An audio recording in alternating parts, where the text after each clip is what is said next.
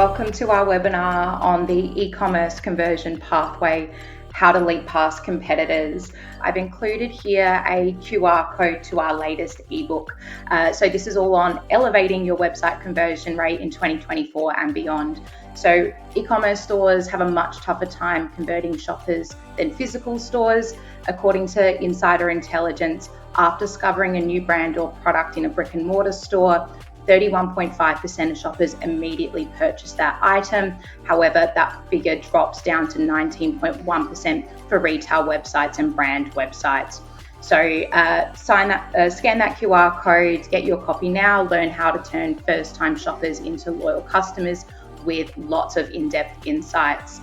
Great, so let's get into your fabulous panel today. Thank you again, everybody, for joining us this morning as we dive into the e-commerce conversion pathway and how to leap past competitors. So I'm Alex Ross, one of our business development managers here at SearchSpring. To start with, I'm joined by Joe Cataldo.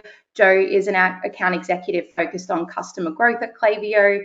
How's it going, Joe? Beautiful. Klaviyo is one of my favorite platforms. Klaviyo is one of my favorite platforms in market, so really excited to having you join us today. We then have Ryan Delaney from Overdose. Ryan is their co-founder and group experience officer. Thanks for joining us, Ryan, across the ditch, 2 hours in the future. Overdose is an absolute powerhouse of an agency, so we're really thrilled to have you here, Ryan, as that co-founder and hear more about your wealth of experience. And then finally joining us from brand side with that retail perspective is Daniel David from Kaz. Now, I've got to do a bit of a plug here for those who don't know the brand. Kaz is a beautiful homeware business with a big variety of collections through from linen, sleepwear, down to ceramics and vases. So really excited to have you join us today, Daniel, especially off the back of Retail Fest last week. So to kick us off on our e-commerce conversion pathway discussion, I'm going to start off by handing us over to Ryan to run through those blind spots in conversion rate optimization and how to overcome these. So Ryan, take us away. Amazing. Thank you very much, Alex. So yeah, to start this off, as we probably all understand on this call, to grow an e-commerce site takes time, people, and investment. Right, but understanding where you need to invest is key. My key point to this, which we'll talk about, is around user research, but assumptions will stunt growth. And I truly mean that, right? So I think this will grow our conversion rate, or I saw this cool idea somewhere else, let's do it, is not actually a strategy to actually grow your conversion rate or your revenue or your customer experience. So 2 problems with this is, what is your theory behind that hypothesis and why is that going to improve your conversion rate? And then the other problem to this is there other gaps in your experience that is causing massive amount of friction or preventing customers from transacting that you're not focusing on, and despite adding new shiny tools, it's actually not solving the problem, right? So this leads me to my first point, is data and insights is ridiculously crucial to grow your online play. All right, so don't just look at vanity metrics like conversion rate as your only metric to look at. Track all interactions on your site using events and GA4 so you can truly understand how customers are interacting online. The other side of it is the main thing that we look at when we look at conversion rate optimization is understanding the shopping funnel and understanding the abandonments, right? Why are people abandoning and where are they abandoning? So as a really good example of this, as you're looking at the funnel, you may see a large percentage of customers drop off without viewing a product page. They actually have there is no interaction that allows people to add to cart without viewing a product page. So therefore, your focus needs to be is driving people to those product pages and truly understanding why, right? That's your priority. Now, my main point of what I've been talking about a lot today is the why, right? Is GA4 will not provide you the why, and the why is ridiculously important, right? The curiosity is ridiculously important. So my main point is, please, I beg you, is to conduct user research and bridge the gap between the customer and your experience, right?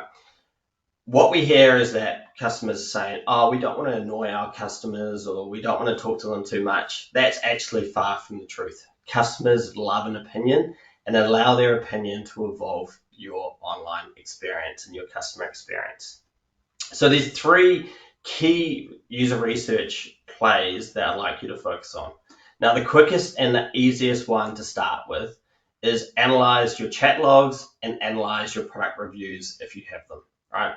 So chat logs, what are customers most commonly inquiring about, right? What are their main concerns and priority, and what sort of, optimizations or content or whatever that is do you need to do to help elevate that in the current experience to not allow them, or to prevent them from having to breach contact support.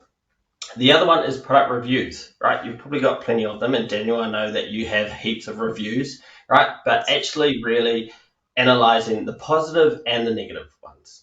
So as an example, if you're looking at furniture, is like Cass in some respect, are people describing your product from a positive aspect? Is it the comfort, right? So should we be displaying people from a content perspective, a 3-second video of someone sitting on that sofa or whatever that is, right? And your homewares in this kind of example to show the softness and the bounce of that product. How much does that content really help elevate that product that you can't touch or feel, but you can visually portray it, right?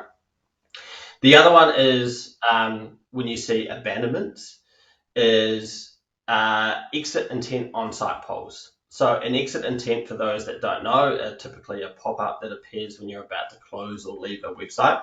If you see an abandonment at cart and it's a real problem, you should have an exit intent pop-up with a non-intrusive question that asks, could you tell us if there's anything that's holding you back from making a purchase today?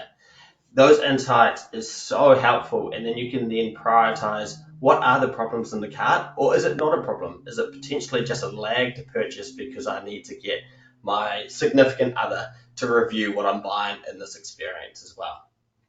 And then the last point, which I'd love to have your insight on here, Daniel, is web survey questionnaires and user interviews. Now, this is more about the behaviors, right? This is about the behavior from awareness all the way down to purchase to advocacy as well.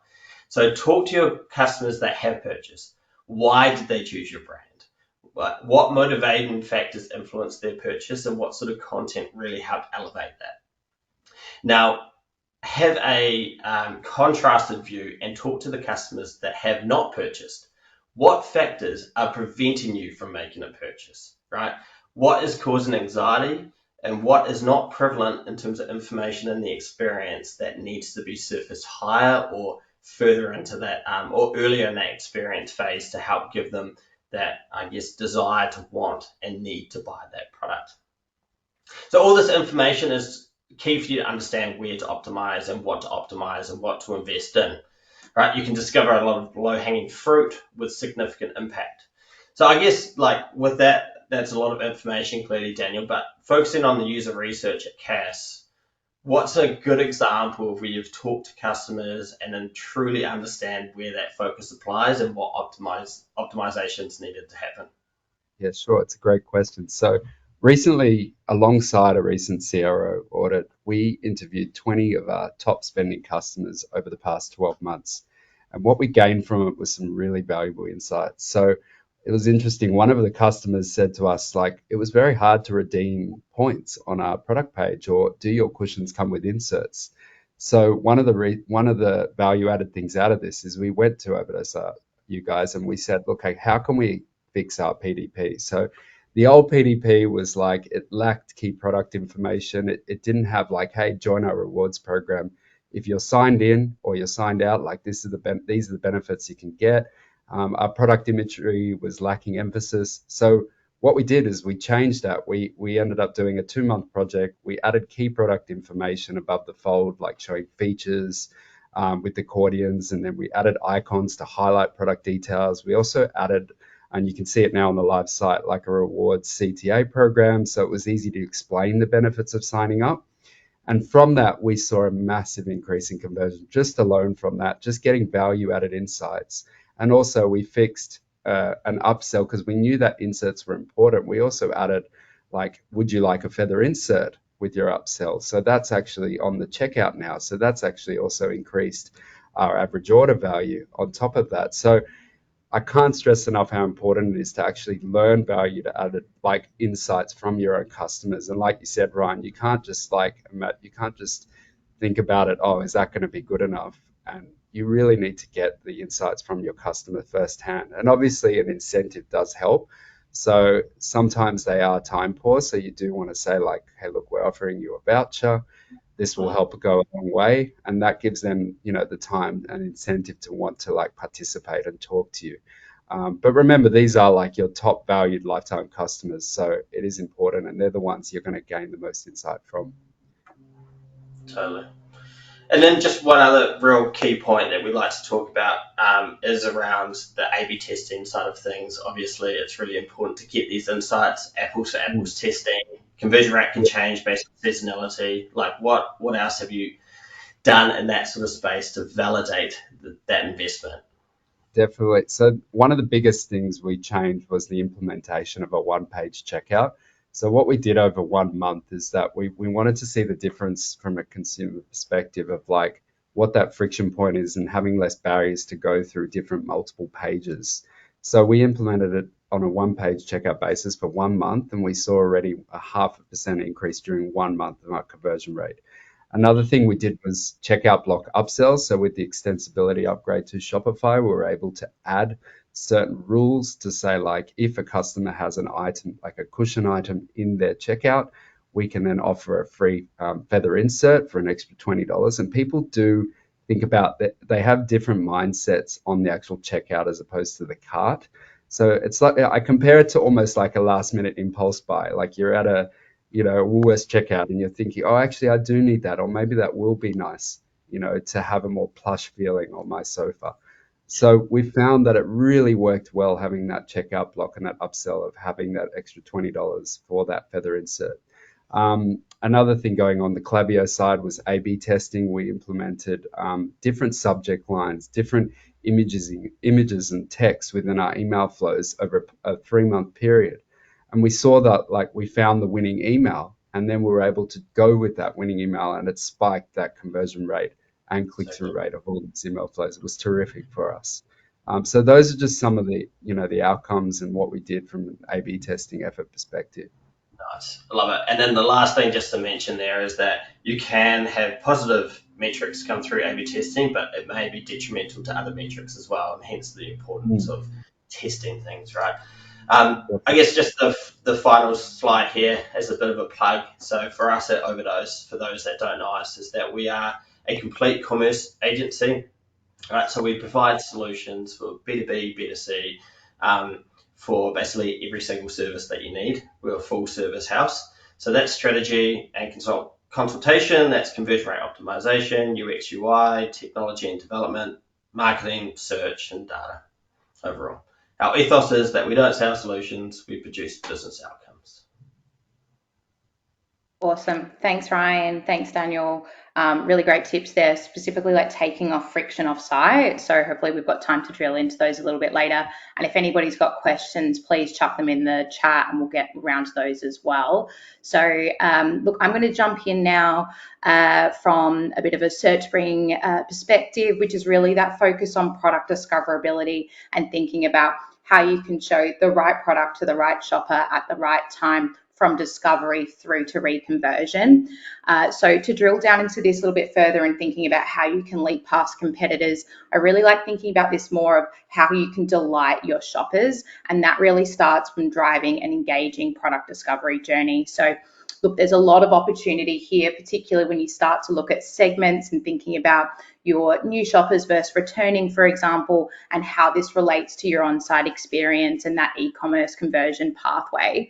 So look, starting off thinking about that autocomplete experience on site. So for shoppers new to your website, does this autocomplete experience help them get onto a product discovery journey really quickly? Do we have suggested search terms that are popular that are being used to help those shoppers get onto that discovery?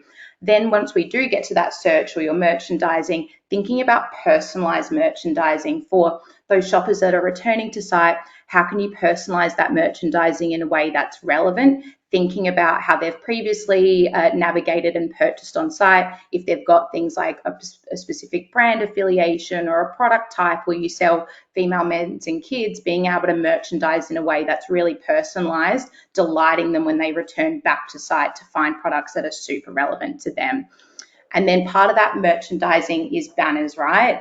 The pretty stuff. So banners at the top of the page. I personally love inline banners. Again, thinking about this new versus returning and that retention piece, how can we show for those new shoppers more about your brand story, more about who you are, that product education piece, and then thinking about those returning shoppers, using those inline banners to think about your loyalty program, as Daniel was saying, or those upsell opportunities, how to look after your product, how to style your product, and bringing that lifetime value across the site as well. And then also thinking about those personalized product recommendations. For me, there's nothing worse when I'm on a fashion site. I've got the matching top and I can't find the matching bottom. So being able to link that all together on that PDP, delighting those customers, making sure that you have preempted what they're looking for next, but in a really relevant way. Also thinking about size curve availability. Nothing worse than having a product recommended to you that isn't available in that size and kind of being disappointed with that experience too.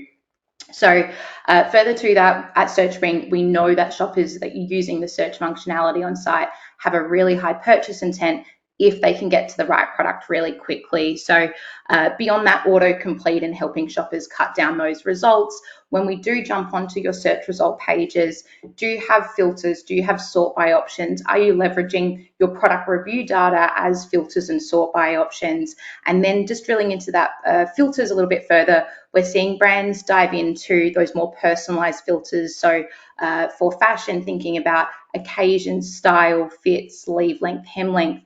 For furniture and homewares, thinking about that style, that lifestyle suitability. Is it kids friendly? Is it pet friendly? And those types of curated filters that help shoppers cut down and delight them to have that really relevant subset of products for them. And then another massive opportunity, which still surprises me, I see all the time, blank zero search results. So landing on a blank zero result page here, really high bounce page, we know that. So having some product recommendations that are personalized to your shopper, what they've been viewing, what they're most likely to get back onto that product discovery journey with. And then finally, for us, when it comes to delighting those browsers into shoppers and turning your shoppers into loyalists, we need to be driving a personalized experience beyond the checkout. So how can you use data from how they interact on site to inform that messaging beyond the site? And we do this within our integration to Klaviyo, right? So allowing brands to pull through personalized product recommendations through to their email and SMS flows. So before I pull Daniel in for some questions, let me just do a quick intro to SearchSpring. We're a site search, merchandising and personalization platform working with leading and emerging brands with a really strong focus on growing that conversion rate and growing average order value. We need products to be easy to find, well organized, with a personalized experience that is fueled by insights. So Daniel, we've heard a little bit more about vanity metrics and jumping into GA4. What I wanted to start off asking you is about the SearchSpring data and analytics piece and how this is providing for you that further layer of reporting and how those actions are happening from there. Yeah, certainly. Look, I think from a merchandising perspective, it's helped a lot because I've been able to gain insights within your analytics dashboard and looking at the reporting tool, what key search terms are being used the most. For example, like cushions, we'd be able to see like clearly that's our highest selling product. It's been searched the most. So we're able to go in and curate our product collections, based on those seasonal trends and popular categories. So I think from a GA4 standpoint as well, like the new user engagement and being able to see like also the lifetime value too, like a lot has changed and those user-centric metrics are a lot different in GA4, which is what I really like. So yeah, to answer your question, it's definitely helped from a merchandising perspective, definitely. Yeah, amazing. And then thinking about like learning about your top searches, like you were saying, with cushion inserts and getting that extra layer of visibility into how shoppers are interacting on site. When you think about this, what further optimizations are you excited to jump into and uncover further? Look, I think for me, given it how new it is, I'm definitely excited to get into some A/B testing. I think it's definitely a bit too soon to tell right now, given we've only been live a couple of months. But I'm really excited also to go to look into more of like how we can, as you spoke upon, like removing those high result search words, because previously in the past that we saw a high bounce rate and not being able to return enough product based on their searches. So now we can actually delve into like what a customer search for, which returns zero results. Like, and removing them will definitely improve, user satisfaction and ultimately drive conversions, which is what we want. So that's another thing I'm exploring now is looking at how we can fix that.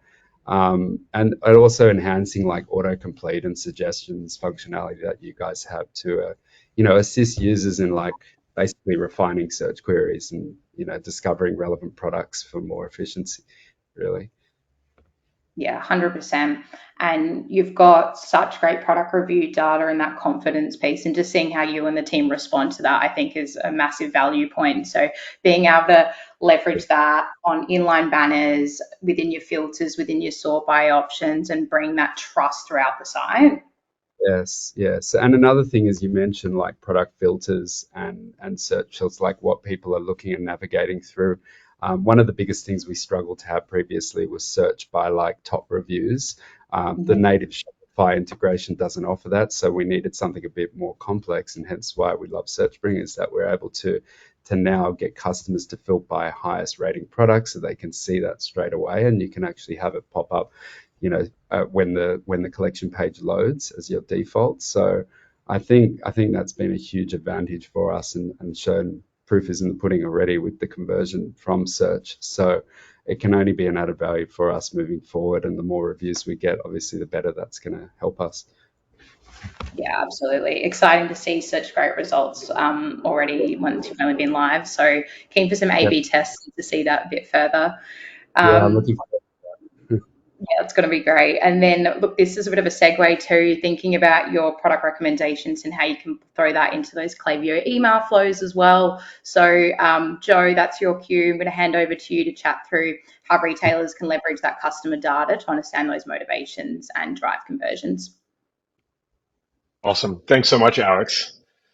If there's one thing that I've noticed in today, and one thing that really drives a lot of my conversations, is personalization. I think that's pretty much the number one buzzword. I was telling the group of panelists that in our consumer trends report, personalized and personalization were listed 57 times throughout that document.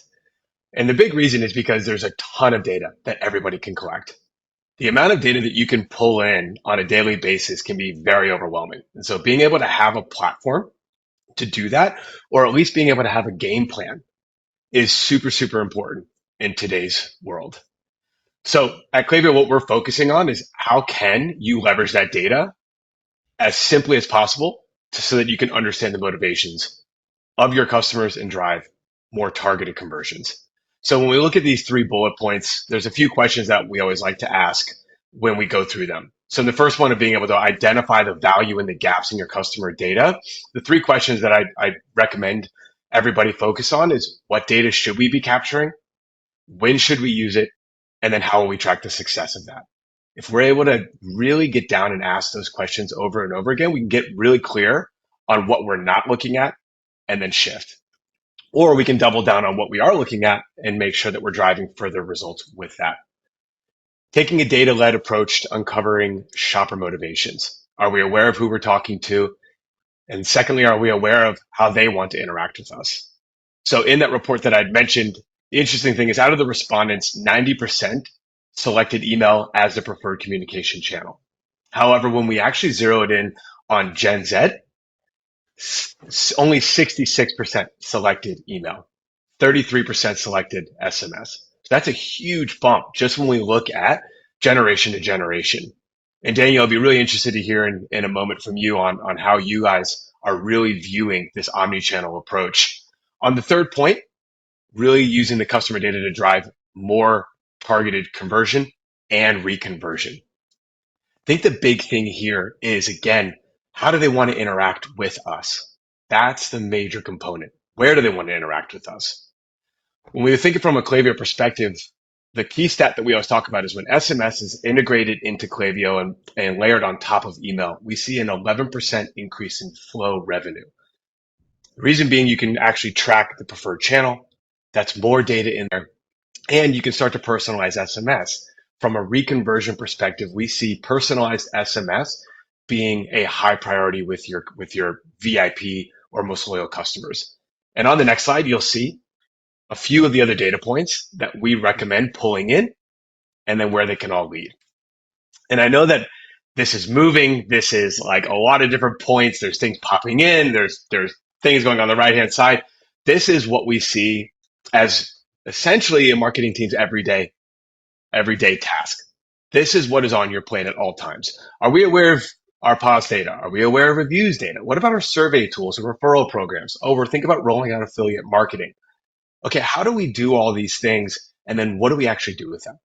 And then if you look at the far right of this, emails and SMS sent, well, okay, are we actually utilizing the data we're collecting and then again, incorporating that into our comms? And two of the use cases that I always recommend is, are you spamming one-star reviewers? Or are you spamming your VIP customers with promotions over and over and over again? Are we communicating to people that have had a poor experience the same way that people that have been loyal to us for years and years and years? And this is where it segues into Daniel. I'm curious on your end. What are the top engagement points that you're tracking, and how are you using them to power customer engagements? I think it's really comes down to, for me, is the high intent to purchase segment. I mean, this is clearly one of our biggest winners. So we use 90 days as the most valuable tool for us in that segment. So we're able to effectively target and basically convert highly engaged prospects and driving revenue through maximizing our return on investment from our marketing efforts through you guys. So I think for us, that's a huge one for us.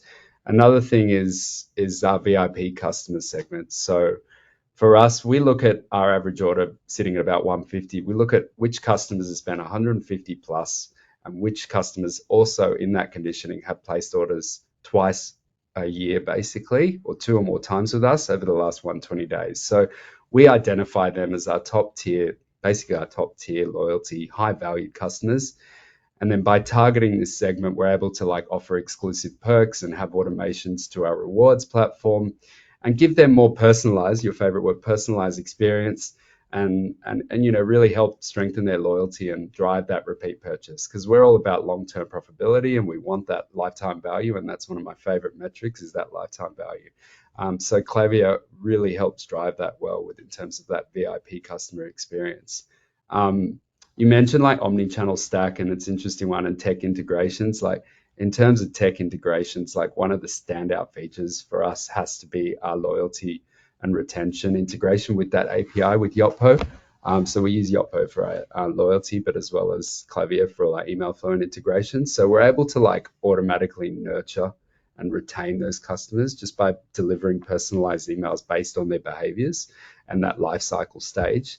So, but to your point, I think SMS is a huge one, and being able to pull through SMS reminders as well, about their loyalty points and what benefits, and that their points are expiring within, they've got 1 month left to expire. So having that in the integration, is able to really pull that last point to purchase. No matter where they've seen us, they're able to get that, SMS reminder, and oh yeah, I have to use my points.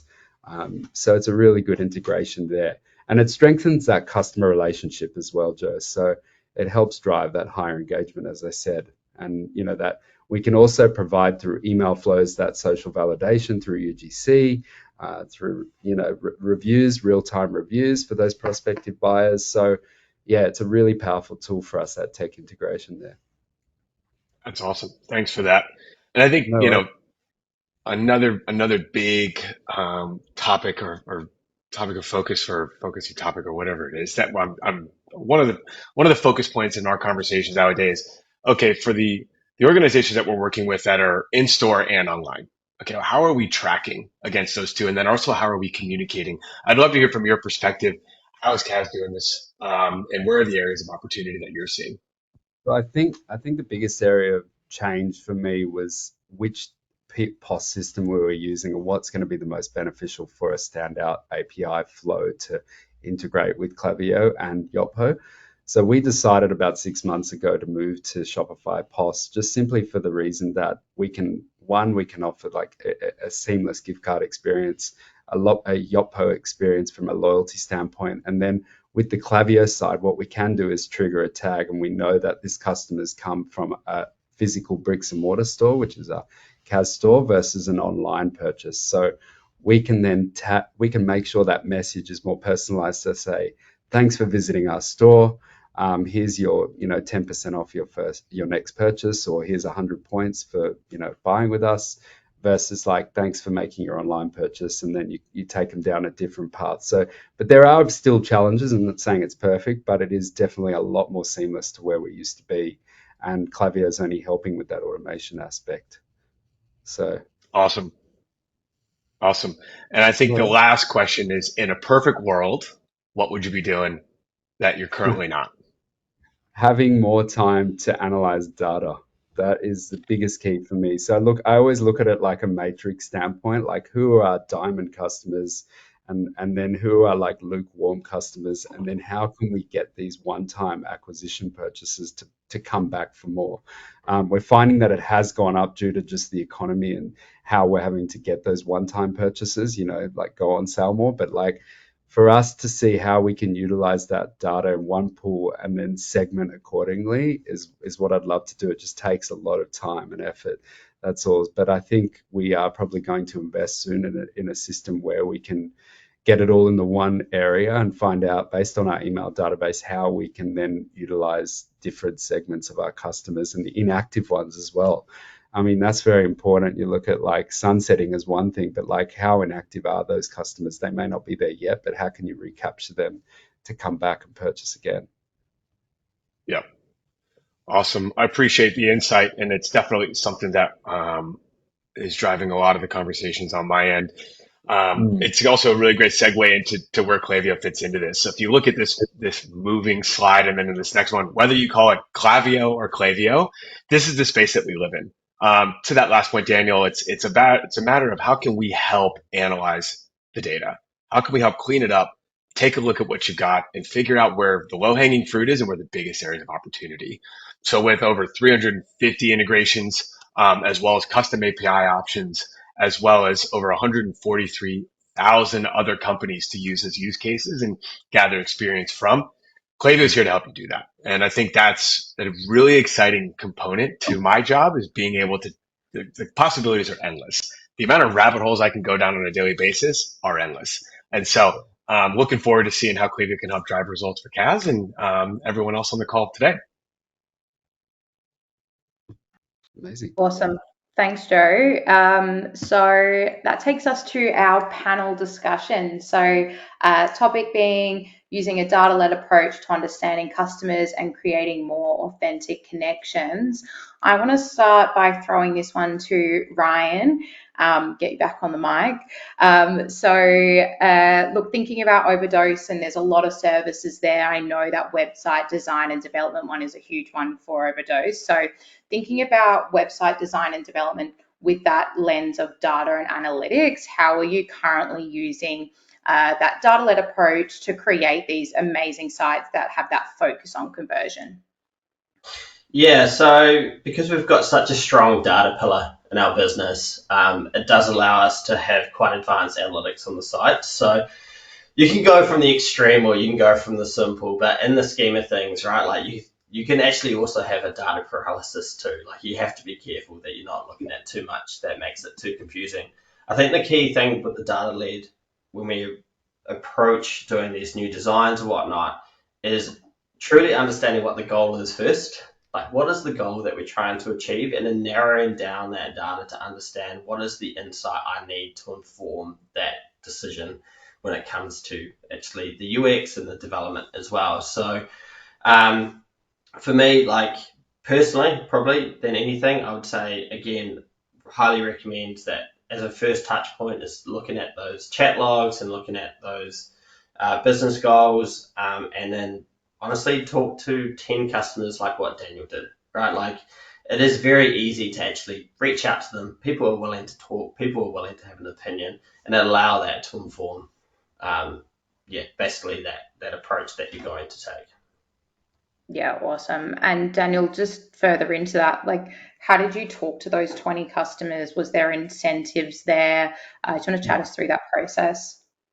Yeah, so some of them were a bit standoffish, but end of the day, like when you said the incentive, we offered a gift voucher. Um, then there, it was music to their ears. So they gave us the time, and then we laid out 5 questions, and the main questions like what were your pain points, which products could we improve on, were there any website constraints, like anything that you couldn't see that was clear. Those were the kind of questions that we asked, and it went for about 10 minutes. It wasn't too long, and we asked if we could record them, of course, and they were all fine about that. But it just surprises me how willing and determined customers are willing to like listen to a brand that they advocate for and that they really like. So I think to any other retailers listening, I think it's super important to survey your customers, give them one-on-one interviews. Obviously, incentive, as I said, helps. But you can't. GA4 is not the only answer. You really need to understand where they're coming from, and it's the same when you think about it when you're looking at a site. I know I work in it every day, and we all work in the digital industry, but you got to think about it when your shopping experience is your own. When you're on other sites, imagine like everyday customers who see a problem or something they can't get to easily. Less friction and barrier, the more path to conversion. That's the way I see it. And I'm always trying to like optimize on it daily. And there's so much to do, but you got to look at like what's the biggest priority. Yeah, absolutely. And I like, Joe, when you're talking about that, like, also, or was it Ryan? Sorry, like data paralysis when there's so much there. So, what do we really drill into? Mm. Joe, from your end, when it comes to that data piece and specifically going out to customers and getting that quantitative data rather than qualitative, like, is that a use case that you see often, and how are you seeing your clients use Klaviyo to achieve that? Yeah, I think to Daniel's point, not everyone is going to be super engaged. And so it's being able to identify that, like, who are our one-time buyers, and how are we segmenting them out of our network communications? Are we asking people how they wanted to be communicated with? And so as organizations are looking to consolidate more and more into Klaviyo, they're looking to really understand, how do you want to be communicated with? Where are they shopping? What does customer lifetime value look like? And if we think about that, okay, do they prefer in store or do they prefer online? And are we constantly driving them to online, or can we shift?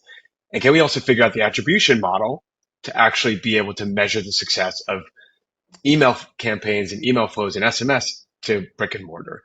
Those are the types of things that when we look at it, it's how do we analyze it very quickly and then action that, and then also have that happen in real time. So the RFM analysis in our CDP helps with that a ton, being able to expand the customer lifetime value well beyond the 12-month mark, and then also being able to analyze use cases from suppressed and almost like archived individuals, and be able to say like, hey, what actually took place here, and what was the journey, and how do we stop that moving forward? It's kind of learning from the past to be able to actually educate the future. Yeah, awesome. Thanks, Joe. I think with search brings data, we've got really drilling into it, talking about earlier, things like your top searches. And yes, you're not being able to react to those in live time, but taking that retrospect, looking at what you've missed and what's that opportunity moving forward. I know that we had a fashion client who found a lot of searches for prom and formal dresses. Off the back of that, they updated their merchandising, they created a new category, they pulled in inline banners, they then pushed that out to an email Klaviyo flow. So yeah, it's about how you can learn from that data moving forward, and I don't get too stressed about what we've missed, I think.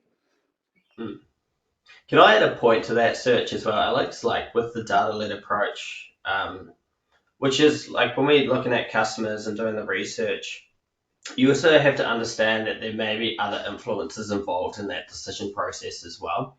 So in Cass being a homeware company, you may be looking at buying this cushion or whatever it is, but you may have to consult with your significant other. right? Which will most likely lead to a cart abandonment, as an example, right? Because they're potentially not ready to, they're not home from work or whatever reason that is, right? So when we're talking about search in that case is, it becomes really important is that the merchandising side of it. So you're actually personalizing those search results based off that previous session. If I search cushion, that should be the first cushion I see in that result is based off my previous behavior, because that's just natural behavior in terms of how people shop, is that you can't actually be arrogant, I'm going to say, to think that they're going to transact in that first session. Yeah, 100%. We're seeing a lot of brands reintroduce that recently viewed product recommendation profile, particularly like you were saying, when we've got to consult with our better half, or even just in this environment where people are taking a little bit longer to convert, they're being more considered, having those recently viewed product recommendation profiles. So you're jumping back on site, you're feeling remembered, the merchandising's there, and you can pick up where you left off. I think that's really important.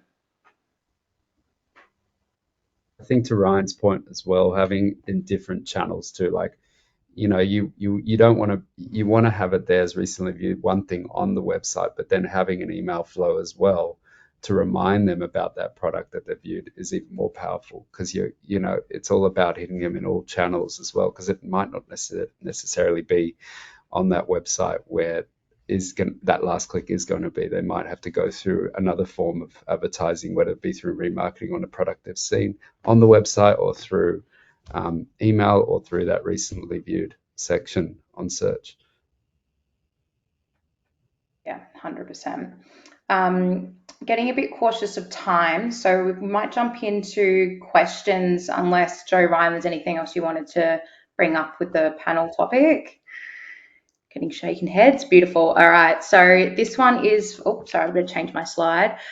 So questions, keep on following them through. I've got one here for Daniel. So you mentioned wishing you had more time to analyze data. What are your top 3 data points that you pay the most attention to? You're on mute, sorry, Daniel. There we go, data points. So like I think for us it's like the purchasing behavior and like patterns. I think for us it's like looking at, obviously, how many times they've purchased. That's number one. And when was their last purchase? So it enables us to see what sort of time frame we can then send another email to them. That's the biggest thing for me. And what's their average order value too? Like for me, I think in this economy, I'm always looking at how we can increase that and what ways we can automate that through emails to make them spend more. So I think for me, it's like in terms of like the data, it's definitely looking at how many times and focus on how we can bring them back for more. Yeah, that's definitely a big one for me. So lifetime value, essentially. Yeah, great. All right, Ryan, this one's for you. What A/B tests have wowed you with the results it's created for your customers? Yeah, it's a good one. So quite a recent one.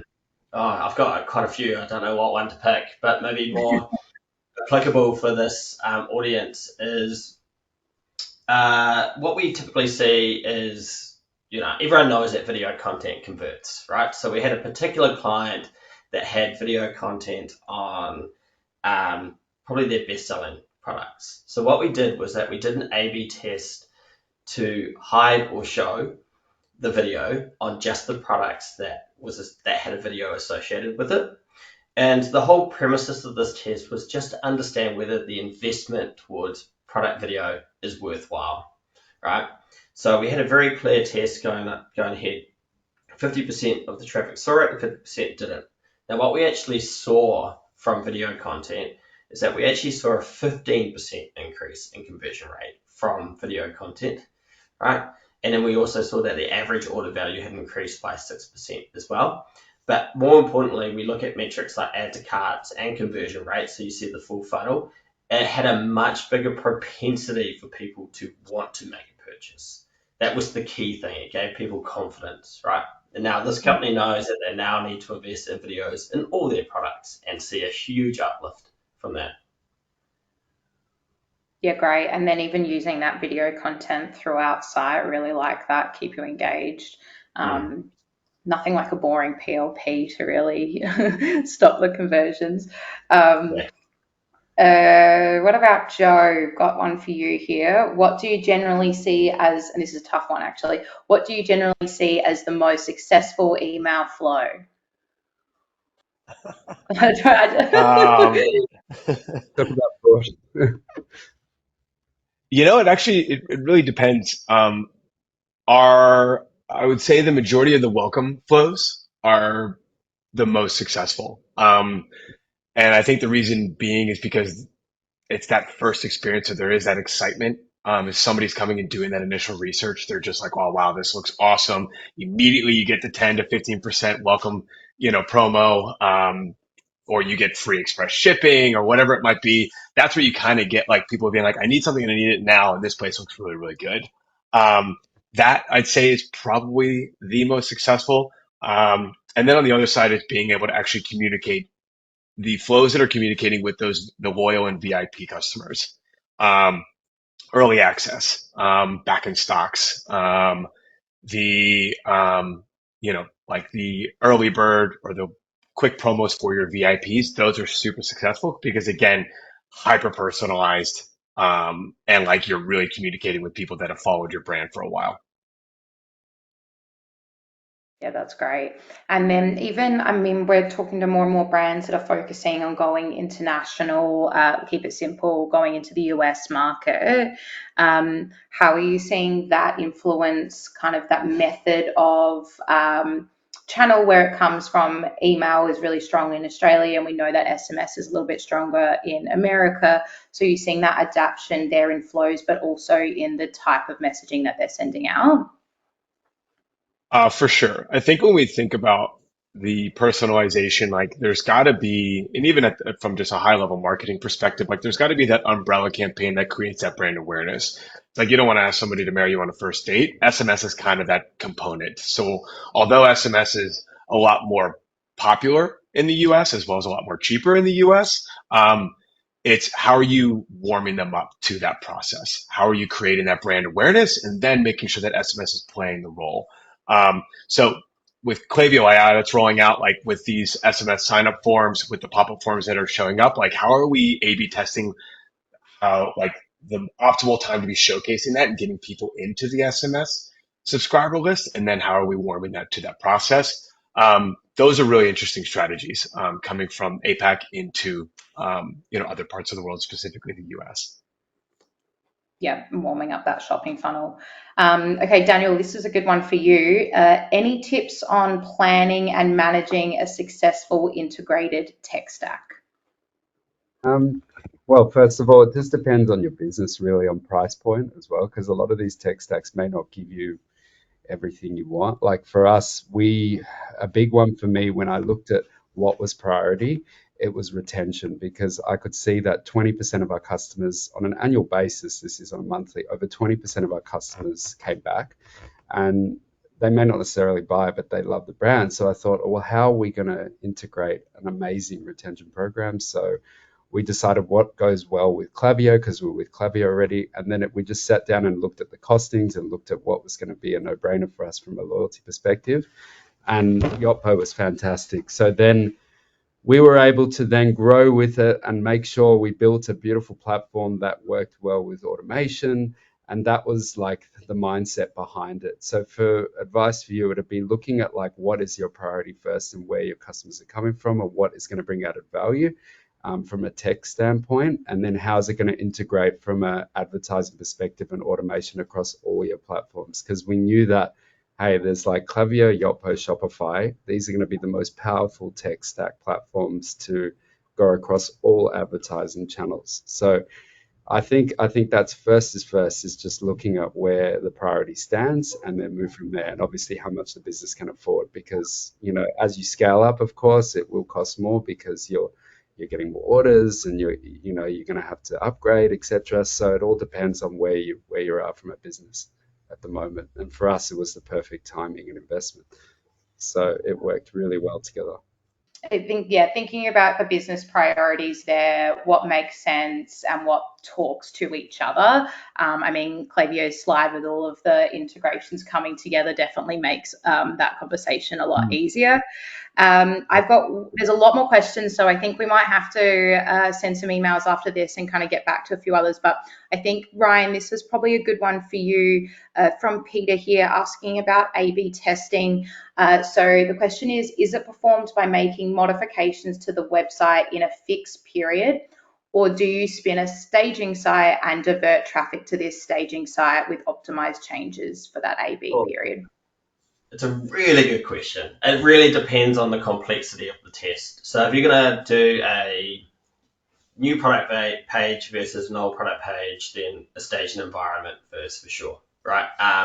Where that's what we call a disruptive test. It's a very big test, and you need to make sure that you're doing all the QA and everything to allow it to work the way it should. And then you've kind of got iterative tests, which are more simple, low-hanging fruit tests, which you don't have to go through that. You can just do it through the A/B testing platform, get it done quickly, and then start to perform it. And then there was another part of that question that I'm having a blind. What was the first part of that question? Sorry, Alex. Is it performed by making modifications to the website for a fixed period, and then do you put this onto a staging site and divert traffic? Yeah. And then the other question to the fixed period is it all depends. It depends on the volume of sessions that test particularly has. So what you'd see in your A/B test is that you'll have a probability status as you're starting to run it. You'd be like, this is 99% probable, or favorable is another term. Wait until that's conclusive, right? That's what you should be reading. It should not be, we're going to run this test for 2 weeks and then you're only at 30% probable. That's not statistically actually approved. So yeah, you have to be agile. Yeah. And look, from a search spring perspective too, it is just no staging environment's really easy to set up A/B tests. But I think once you've got a winner that is statistically probable, most businesses would choose to complete the A/B test and run those changes. We're in the game of driving conversions. So once you know that winner, we may as well start rolling that out. I think we're going to end it there. Lots more questions, but we'll try and get back to everybody else. I've got one more slide here with QR codes, how you can get in touch with SearchSpring, Overdose and Klaviyo. So please reach out if you guys have any other questions from today's session. Daniel, Joe, Ryan, thank you so much for joining me. It's been a lot of fun diving into this topic together. Hopefully we can do it again soon.